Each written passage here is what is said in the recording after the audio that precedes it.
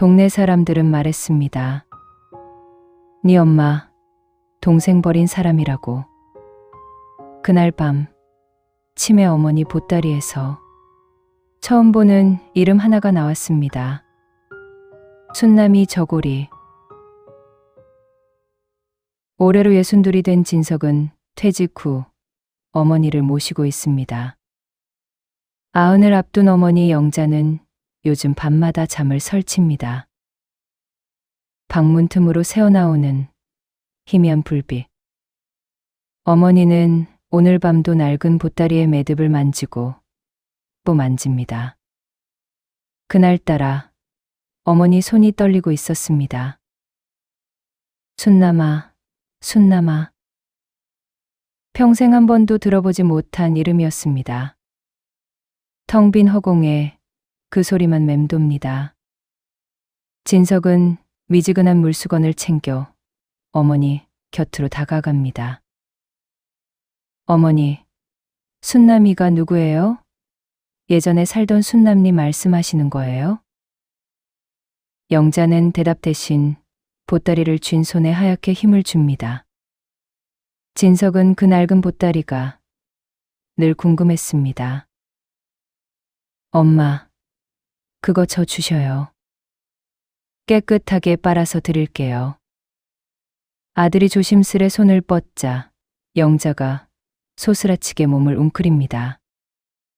금방이라도 울음을 터뜨릴 것 같은 눈에 잔뜩 날이 서 있습니다. 안 된다. 이건 절대 안 돼. 이게 없으면 내가 어떻게 사니? 영자는 보따리를 심장 가까이 붙이며 고개를 젓습니다. 자식보다 저 낡은 보따리 속 비상금이 더 중하신 걸까요? 어머니의 집착이 못내에 서글퍼져 진석은 입술을 깨뭅니다.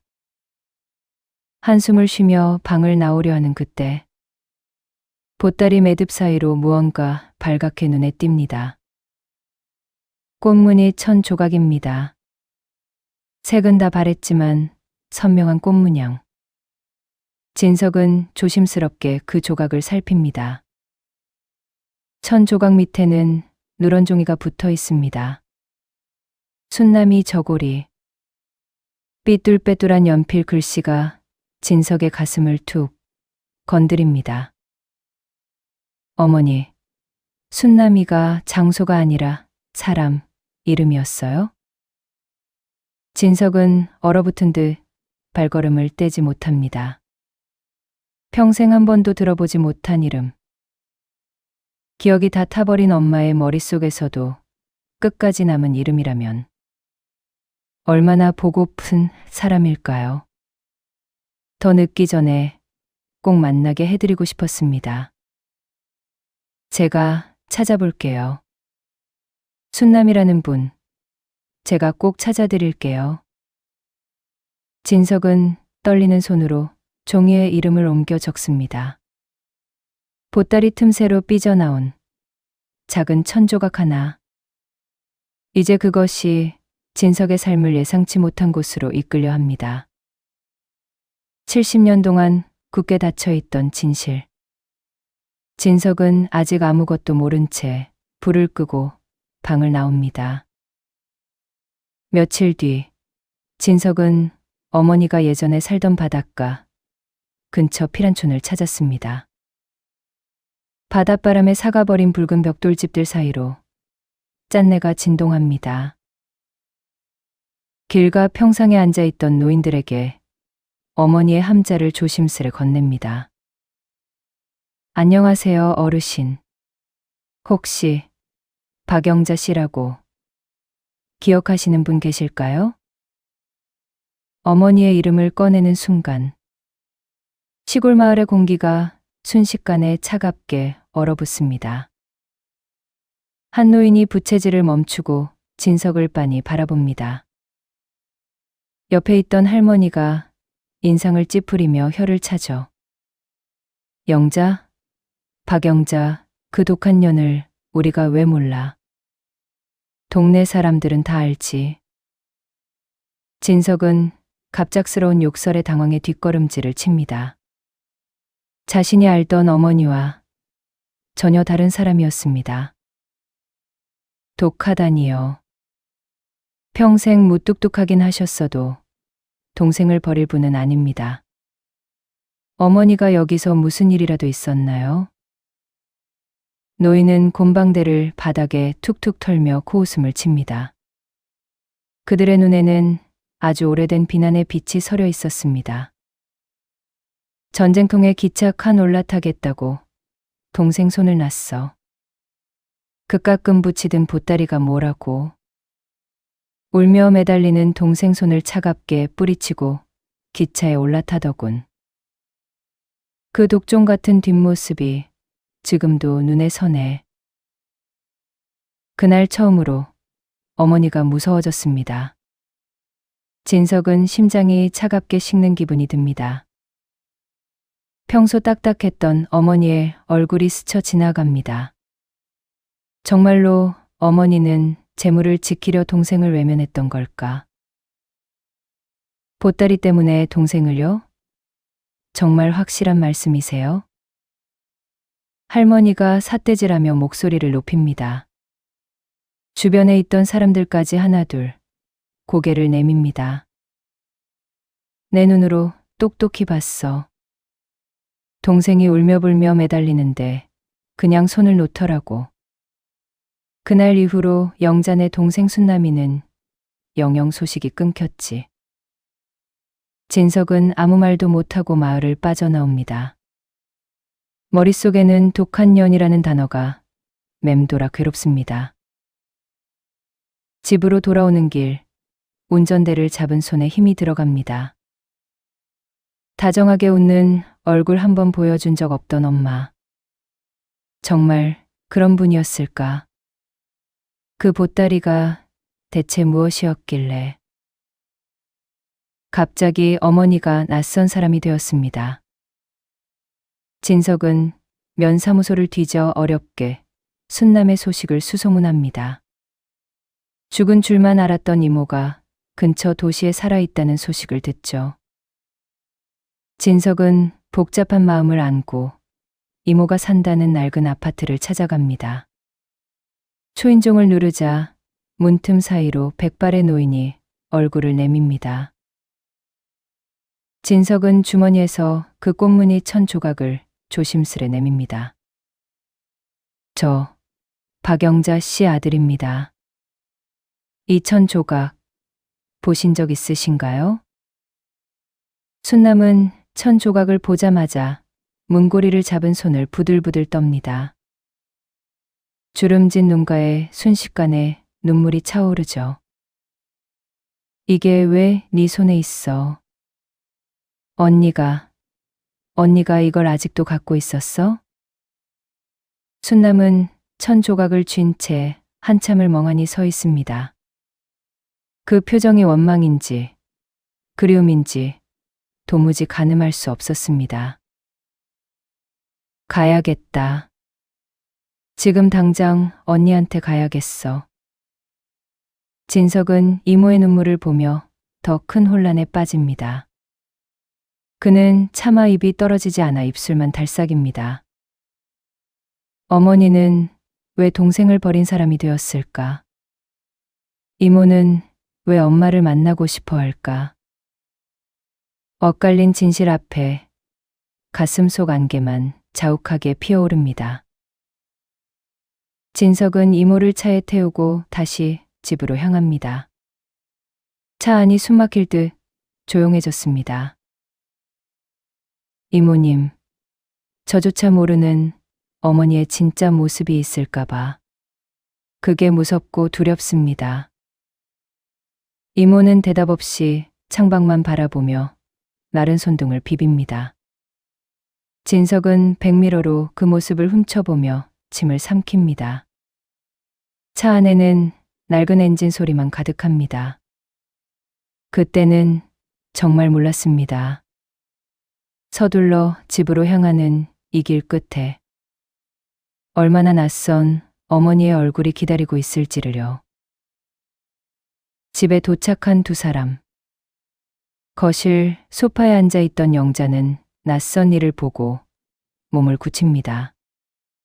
순남은 떨리는 걸음으로 영자의 앞에 무릎을 굽힙니다. 70년을 못 본 언니의 얼굴이 바로 눈앞에 있습니다. 언니, 나야. 나 순남이 왔어. 언니 동생, 순남이. 영자의 초점 없는 눈동자가 순남을 훑고 지나갑니다. 반가움 대신 영자의 얼굴에는 극심한 공포가 번집니다. 영자는 가슴에 품고 있던 보따리를 부둥켜 안고 뒤로 물러납니다. 거친 숨을 몰아쉬며 아들 진석의 뒤로 몸을 숨깁니다. 누구야? 이 사람 누구야? 내 보따리 가져가려고 왔어? 순남은 언니의 손을 잡으려다 허공에서 멈춥니다. 영자는 보따리 매듭을 꽉 쥐고 비명을 지르듯 외칩니다. 안 돼. 이건 절대 안 돼. 내 목숨이야. 내 목숨. 진석은 어머니의 마른 어깨를 감싸 안으며 진정시킵니다. 평소보다 훨씬 심각한 증세에 그의 얼굴이 창백해집니다. 방 한 구석으로 어머니를 모신 뒤 거실에 홀로 남은 이모를 봅니다. 순남은 바닥에 주저앉아 소리 없이 어깨만 들썩입니다. 무너진 언니의 모습. 동생의 가슴이 미어집니다. 진석은 천천히 이모 앞에 다가가 무릎을 꿇습니다. 평생 어머니를 원망하며 살았을 이모에게 차마 눈을 맞추지 못합니다. 피란촌에서 들었던 그 비정한 소문들이 귓가에 맴돕니다. 이모님, 정말 죄송합니다. 어머니가 지금 많이 아프셔서요. 순남은 눈물을 닦으며 멍하니 닫힌 방문을 바라봅니다. 원망하기엔 너무 늙어버린 언니의 뒷모습. 진석은 바닥을 짚은 손에 힘을 주며 낮은 목소리로 덧붙입니다. 저 보따리 어머니가 평생 품고 사셨어요. 그 안에 무엇이 들었든 이모님의 한을 다 갚을 수는 없겠지요. 순남은 대답 대신 고개를 저으며 가슴을 칩니다. 진석은 어머니를 대신해 다시 한번 허리를 깊숙이 숙입니다. 어머니가 저지른 일이 무엇이든 자식으로서 짊어져야 할 몫입니다. 이모님, 어머니를 대신해 제가 빕니다. 죽을 때까지 그 원망 제가 다 닦겠습니다. 진석의 사죄가 정막을 깹니다. 순남은 거칠어진 손등으로 눈물을 훔치며 간신히 입을 뗍니다. 원망? 원망이라니. 나를 버린 건 언니가 아니야. 그 모진 세상이었지. 진석은 이모의 뜻밖의 말에 고개를 듭니다. 순남은 닫힌 방문 너머 언니의 거친 숨소리를 듣습니다. 저렇게 늙어버린 언니를 마주하는 게 거 가슴이 아립니다. 그때 방 안에서 어머니가 방문을 벌컥 엽니다. 영자는 넋이 나간 사람처럼 거실로 걸어 나옵니다. 품에 안은 보따리를 바닥에 내려놓는 손이 가늘게 떨립니다. 진석과 순남은 숨을 죽인 채 그 손끝을 바라봅니다. 단단하게 묶여있던 매듭이 드디어 힘없이 풀리기 시작합니다. 안 주려고 그랬는데 이거 뺏기면 안 되는데. 영자는 혼잣말을 내뱉으며 보따리 속 내용물을 꺼내기 시작합니다. 마을 사람들이 말하던 금부치도 아들이 짐작한 비상금도 없었습니다. 가장 먼저 나온 것은 낡고 해진 꽃무늬 저고리입니다. 누군가 입던 옷을 찢어 급히 바느질한 흔적이 역력합니다. 순남아, 네 옷이다. 네가 아끼던 그 꽃무늬 저고리야. 순남은 바닥에 놓인 천 조각을 보며 입을 틀어막습니다. 영자는 그 옆으로 아주 작은 베넷 저고리 한 벌을 꺼냅니다. 동생의 옷감을 덧대어 만든 갓난아기용 옷입니다. 그것은 아들 진석이 처음 세상에 나왔을 때 입었던 옷입니다. 내 새끼 살리려고 네 옷을 찢었어. 그게 너무 미안해서. 영자의 눈에서 참아왔던 눈물이 툭 바닥으로 떨어집니다.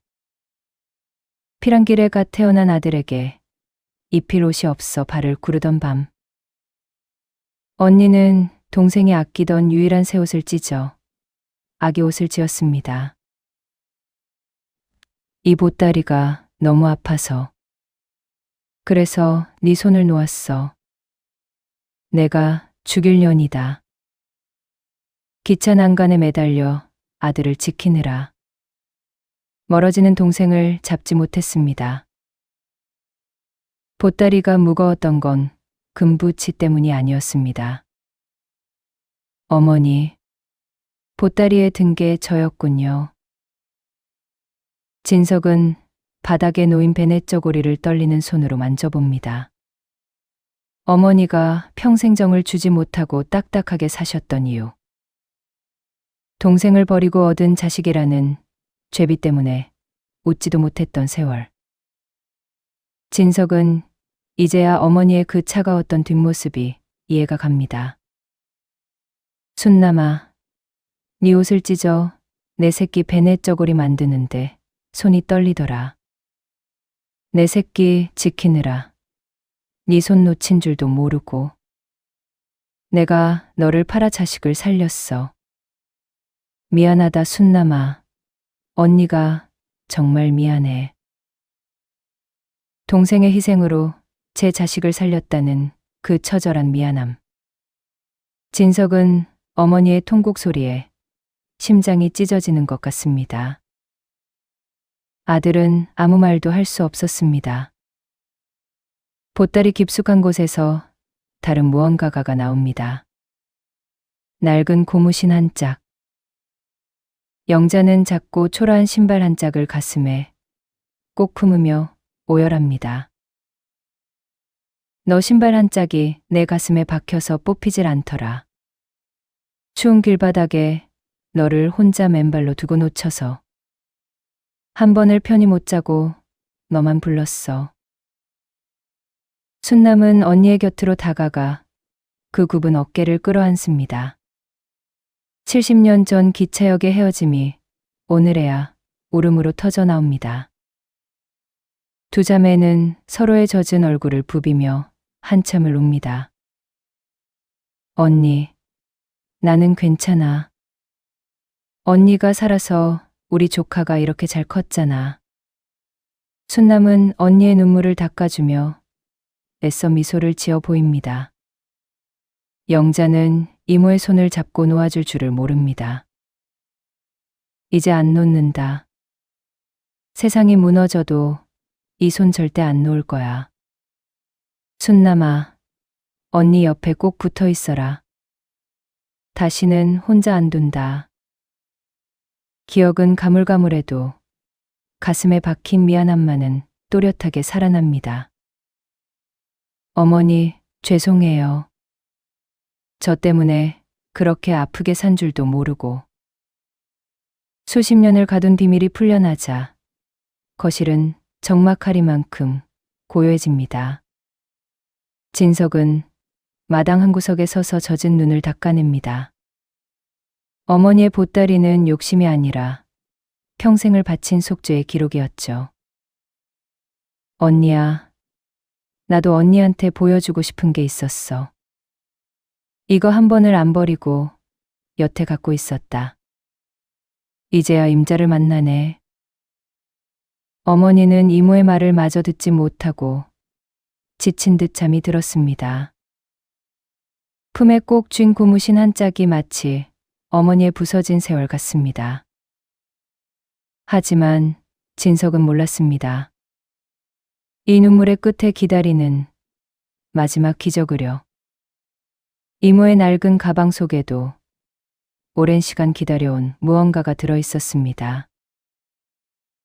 다음 날 아침, 창가로 스며든 맑은 햇살이 거실을 비춥니다. 밤새 울다 지쳐 잠든 영자의 얼굴이 전보다 훨씬 평온해 보입니다.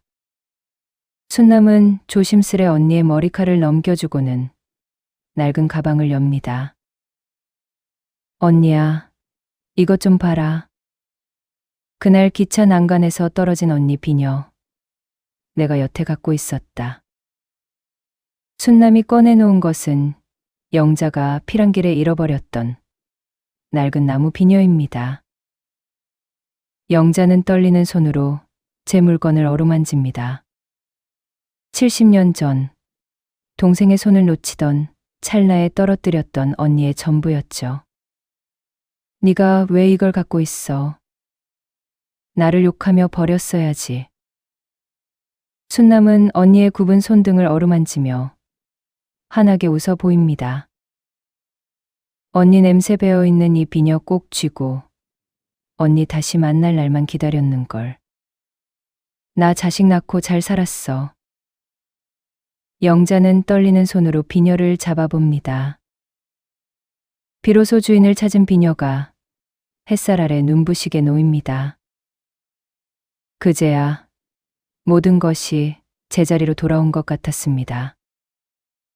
순남아, 발 시린 거 이제 끝났니? 내가 이제야 신발을 신겨주네. 자신을 버렸다고 원망했던 세월보다 언니의 마음이 더 아팠음을 이제는 압니다. 내 저고리 조각이 조카 베넷 저고리 됐는데 이제 다 괜찮아. 이렇게 든든하게 잘 컸잖아. 그러니까 언니, 이제 그만 미안해해. 순남은 언니의 손을 꼭 잡으며 진석을 바라봅니다.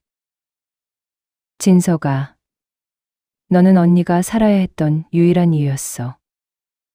언니는 너를 키운 게 아니라 너를 보며 버틴 거다. 진석은 이제야 자신이 어머니에게 어떤 존재였는지 깨닫습니다. 그는 베넷 저고리를 가슴에 대고 뜨거운 눈물을 삼킵니다. 평생 어머니의 차가운 벽이라 생각했던 그 보따리. 어머니, 그 무거운 보따리를 혼자 메고 오느라 얼마나 힘드셨어요. 못난 아들 살리겠다고 그 험한 세월을 어떻게 버티셨어요.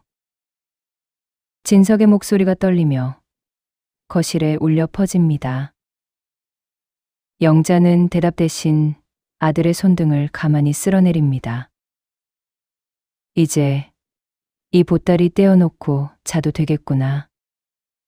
70년을 머리맡에 두고도 무서워서 눈을 못 감았는데 꿈처럼 너를 다시 만났구나.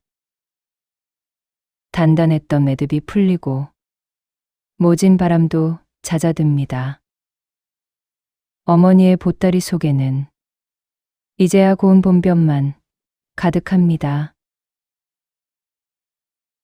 여러분이라면 오래 묻어둔 이야기를 꺼내는 순간은 언제라고 생각하시나요?